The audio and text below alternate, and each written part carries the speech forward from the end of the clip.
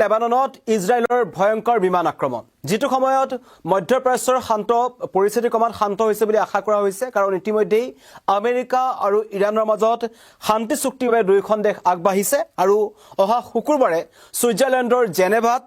America যুক্তৰাষ্ট্ৰ আৰু ইৰানৰ মাজত শান্তি চুক্তি স্বাক্ষৰ হ'বলৈ গৈ আছে তেনে পৰিস্থিতিত আজি ইজৰাইলে যেটো ঘটনা সংঘটিত কৰিলে কাৰণ ইতিমধ্যে আমি সকলোৱে জানো যে 3 মাহ পূৰ্বে যিখন যুদ্ধ আৰম্ভ হৈছিল য'ত ইজৰাইল আৰু আমেৰিকাই যৌথভাৱে ইৰানৰ ওপৰত আক্ৰমণ কৰিছিল আৰু সেই আক্ৰমণৰ পাছত ইৰানখন এক প্ৰকাৰ ধ্বংস হৈ গৈছিল ইৰানৰ সৰ্বোচ্চ নেতাৰ মৃত্যু হৈছিল কেইবাজনো উচ্চ পদস্থ ৰাজনৈতিক নেতা বা সেনা বিষয়াৰ মৃত্যু হৈছিল তাৰ পিছতো ইৰানে অকলশৰে যুঁজ দি আছিল আৰু অৱশেষত হৰমুজ প্ৰণালীক লৈ যেতিয়া সমগ্ৰ বিশ্বৰ এলপিজি তথা তেল পৰিবাহী ক্ষেত্ৰত এটা ডাঙৰ প্ৰত্যাহ্বান আহিল কাৰণ এই হৰমুজ যেটো প্ৰণালী আছে সেই সামুদ্ৰিক পথেৰে সমগ্ৰ বিশ্বৰ 25% খনিজ তেল খাৰুৱা তেল বা অন্য যি এলপিজি আছে সেইবোৰ সৰবৰাহ কৰা হয় আৰু সেই পথটোক লৈ ইৰানে যেনেকুৱা ধৰণৰ এটা স্থিতি গ্ৰহণ কৰিলে তাত কিন্তু আমেৰিকাই হাত দাঙিবলৈ বাধ্য হ'ল আৰু প্ৰথমতেই আমেৰিকাই শান্তি চুক্তিৰ কথা ইৰানৰ আগত প্ৰকাশ কৰিলে আৰু সেইতেকৈ ইৰানেও সেই শান্তি চুক্তিত বহিবলৈ ৰাজি হ'ল কিন্তু তাৰ মাজতেই ইজৰাইল নাছুৰবান্দা ইজৰাইলে এটা কথা স্পষ্ট কৰি দিছিল যে আমি আমেৰিকাক সমৰ্থন কৰো আমেৰিকাৰ ৰাষ্ট্ৰপতি ডোনাল্ড ট্ৰাম্পক আমি সন্মান কৰো কিন্তু এটো কথা নহয় যে আমি ইজৰাইলৰ মতে উঠা বহা কৰিম মানে আপকেকৈ তেওঁলোকে এটা কথা স্পষ্ট কৰি দিছিল যে শান্তি চুক্তিক লৈ ইজৰাইল কিন্তু সন্তুষ্ট নহয় আৰু ইজৰাইলে তাৰে এটা বহিঃপ্ৰকাশ ঘটোৱা দেখা গ'ল কালিৰ পৰা ধাৰাবাহিকভাৱে লেবাননৰ ওপৰত ইজৰাইলে আক্ৰমণ কৰিছে য'ত ইতিমধ্যেই 4 জন ব্যক্তিৰ মৃত্যু হৈছে আৰু 10টা ৰকেট তেওঁলোকে নিক্ষেপ কৰিছে তেওঁলোকৰ এটাই কথা হিজবুল্লাহৰ যিবোৰ ঘাটি আছে লেবাননৰ বিভিন্ন প্ৰান্তত উগ্ৰপন্থী সংগঠন যি ইৰান সমৰ্থিত আচলতে তেওঁলোক হিজবুল্লাহৰ ঘাটিসমূহ তেওঁলোকে শেষ কৰি পেলাব আৰু লগতে কৈছিল হিজবুল্লাহক একেবাৰে শেষ নকৰালৈকে ইজৰাইলে কোনো ধৰণৰ শান্তি আলোচনাৰ প্ৰসংগলৈ নাহে তেওঁলোকৰ এটো স্পষ্ট কথা এই কথা যেতিয়া কৈছিল তেতিয়া কিন্তু সমগ্ৰ বিশ্ববাসীৰ চকু আছিল যে এতিয়া ইৰান আমেৰিকাৰ যি যুদ্ধ হেতু শেষ হৈছে মধ্যপ্ৰাচ্যত শান্তি ঘূৰি আহিব বুলি কোৱা হৈছে তেনে পৰিস্থিতিত এতিয়া ইজৰাইলৰ এনে আক্ৰমণে পুনৰ এই শান্তি আলোচনাত আউল লগাব পাৰে তাক লৈ কিন্তু শংকা আহিছে কাৰণ ইতিমধ্যে ইজৰাইলৰ সেনাই যি লেবাননৰ নাবাতি জিলা আছে তাৰ কফৰ কেবিনেটৰ বহিভাগত আক্ৰমণ কৰাৰ লগতে নাবাতি আল ফাকা চহৰত ধাৰাবাহিক আক্ৰমণ চলাইছে য'ত পাহাৰীয়া অঞ্চলসমূহত তীব্ৰ গুলীচালনা কৰা হৈছে আৰু প্ৰত্যুত্তৰত হিজবুল্লাহ বাহিনীও তেনেকৈ কাখে পাখে থকা ইজৰাইলৰ যিবোৰ ঘাটি আছে তাত তেওঁলোকে ৰকেট নিক্ষেপ কৰিছে দুইখন দেশৰ মাজত যুদ্ধ আৰম্ভ হৈছে আৰু এনে পৰিস্থিতিত এতিয়া আমেৰিকা আৰু ইৰানৰ যি শান্তি প্ৰক্ৰিয়া আছে সেই শান্তি প্ৰক্ৰিয়া ব্যাহত হ'ব বুলি আশংকা কৰা হৈছে কাৰণ ইতিমধ্যে ইৰানে স্থায়ী আঞ্চলিক শান্তিৰ বাবে স্থায়ী শান্তি আলোচনাৰ কাৰণে তেওঁলোকে এটা চৰ্ত ৰাখিছিল যেটো চৰ্ত আছিল লেবাননৰ পৰা ইজৰাইলী সেনা সম্পূৰ্ণভাৱে প্ৰত্যাহাৰ কৰিব লাগে আৰু কোনো কাৰণত যাতে ইজৰাইলে পুনৰ লেবাননৰ ওপৰত আক্ৰমণ নকৰে হিজবুল্লাহৰ ঘাটিসমূহত আক্ৰমণ নকৰে আমেৰিকাই ইৰানৰ যি দাবী আছিল সেই দাবী মানি লৈছো বুলি কৈছিল আৰু ইজৰাইলক তেওঁলোকে মনাব পাৰিম বুলি কৈছিল হৈমান কৰিম বুলি কৈছিল কাৰণ ইজৰাইল আৰু আমেৰিকা বন্ধু ৰাষ্ট্ৰ কিন্তু আমেৰিকাই শান্তি চুক্তিৰ কাৰণে এখোজ দিয়াৰ পাছতো ইজৰাইল নাছুৰবান্দা আৰু ইৰানৰ যি চুক্তি আছিল বা যি দাবী আছিল সেই দাবীক পুনৰবাৰ বুঢ়া আঙুলি দেখুৱাই ইজৰাইলে দক্ষিণ লেবাননত আক্ৰমণ কৰিছে আৰু এতিয়া আশংকা কৰা হৈছে যদিহে এই শুকুৰবাৰৰ আগে এনেকুৱা ধৰণৰ আক্ৰমণসমূহ বৃদ্ধি পায় তেন্তে কিন্তু এই শান্তি চুক্তি কৰবাত নহয় কৰবাত পুনৰ বিঘ্নিত হ'ব পাৰে বা শান্তি প্ৰক্ৰিয়া নাকচ হৈ যাব পাৰে কাৰণ ইয়াৰ আগতো আমি দেখিছিলো যে পাকিস্তানৰ মধ্যস্থতাত ইৰান আৰু আমেৰিকাই কেইবাবাৰো তেওঁলোকে আলোচনা কৰিবলৈ গৈছিল কিন্তু বিভিন্ন কাৰণত তেওঁলোকৰ দাবীসমূহ নিমিলাৰ বাবে বা আক্ৰমণ প্ৰত্যাক্ৰমণ চলি থকাৰ কাৰণে শান্তি চুক্তি সম্পন্ন হোৱা নাছিল আৰু এতিয়াও সেই চুক্তিয়ে শান্তি চুক্তি নহ'ব পাৰে কাৰণ ইতিমধ্যে G7 ফ্ৰান্সত চলি আছে আৰু G7ৰ সময়ছোৱাতে এতিয়া তাত বিশ্বৰ শক্তিশালী যিসকল নেতা আছে তেওঁলোক তাত মিলিত হৈছে আৰু এইখিনি সময়ছোৱাতে আমেৰিকাৰ যি ৰাষ্ট্ৰপতি আছে ডোনাল্ড ট্ৰাম্প তেওঁ G7ত আছে আৰু ইজৰাইলৰ যি প্ৰধানমন্ত্ৰী আছে বেঞ্জামিন নেতানয়াহু তেওঁ এটা কথা কৈছিল যে এই G7ৰ পাছতেই তেওঁ আলোচনাত বহিব বিচাৰে আৰু এই সংঘাতক লৈ আলোচনাত বহিব বিচাৰে আমেৰিকাৰ ৰাষ্ট্ৰপতি ডোনাল্ড ট্ৰাম্পৰ সৈতে কিন্তু এই ক্ষেত্ৰত আন্তঃৰাষ্ট্ৰীয় যি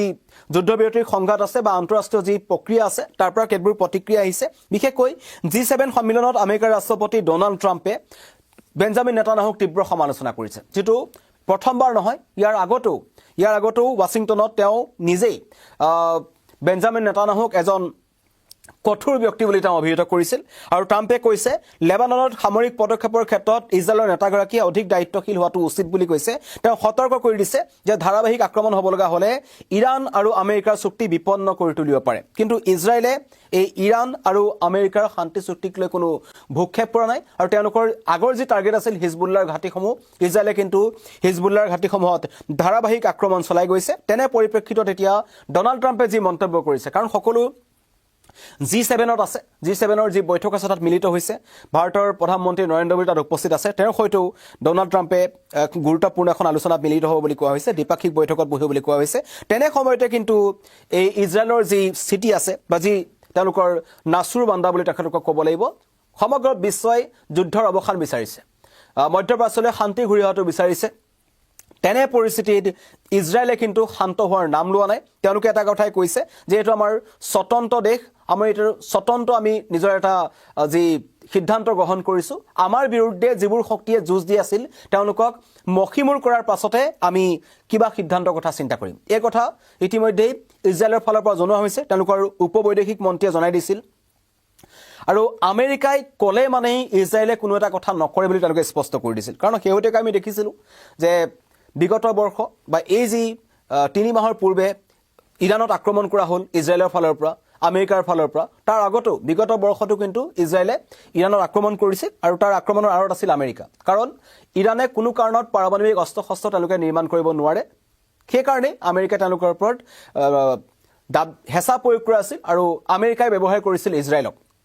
কিন্তু এতিয়া যেতিয়া যুদ্ধখন দীঘলীয়া হ'ল সমগ্ৰ বিশ্বই এই যুদ্ধৰ অৱসান বিচাৰিছে আৰু হৰমুজ প্ৰণালীক লৈ পেলাই আটাইতকৈ ডাঙৰ সংকট হৈছে কাৰণ সমগ্ৰ বিশ্বতেই আজি শান্তি চুক্তি আলোচনাৰ এখোজ আগবঢ়াৰ লগে লগে আচলতে খাৰুৱা তেলৰ মূল্য